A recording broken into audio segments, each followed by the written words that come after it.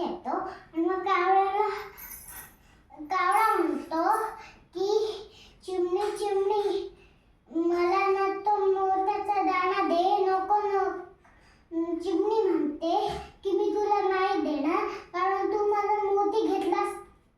तर नाही ग चिमणी, मी नाही घेणार मोती. मग त्याला दिला. मग झाडावर जाऊन बसला आणि मग तिथे एक मणी माऊ येते आणि मग तिला म्हणते की अशी लढत कशाला बसतेस.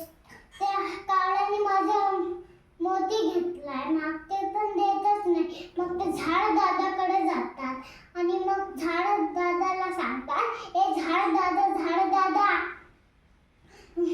त्या तुझ्या फांदीवर एक कावळा बसला, त्याला खाली पाड ना.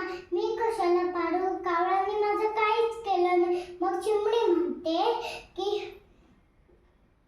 कावळ्याने माझा मोती घेतलाय, मग ते पण देतच नाही. मग ते सुतार दादाकडे जातात आणि मग त्या सुतार दादाला म्हणतात, ए सुतार दादा त्या झाडाला काप ना. मी कशाला कापू, झाडाने माझं काही केलं नाही. झाड काही कावळ्याला पाडत नाही. कावळ्याने माझा मोती घेतलाय, मागते पण देतच नाही. मग मग राजाकडे जातात आणि मग राजाला चिमणी म्हणते की राजा सुताराला दंड कर ना. मी कशाला करू, सुताराने माझं काहीच केलं नाही. सुतार झाड कापत नाही, झाड कावळ्याला पाडत नाही. कावळ्याने माझा मोती घेतलाय, मागते पण देतच नाही. मग तो राजा म्हणतो, मग राजाकडून राणीकडे जातात, ए राणी तू राजा लूस ना. मी कशाला लुसू, राजाने माझं काहीच केलं. राजा सुताराला दंड करत नाही, सुतार झाड कापत नाही, झाड कावळ्याला पाडत नाही. कावळ्याने माझा मोती घेतला, मागते पण देतच नाही. मी नाही करणार.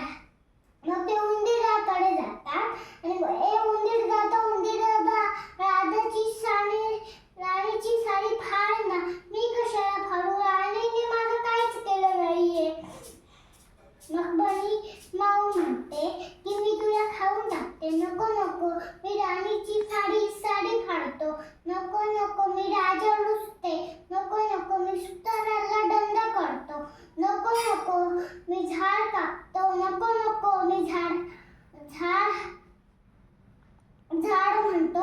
नको मी कावळ्याला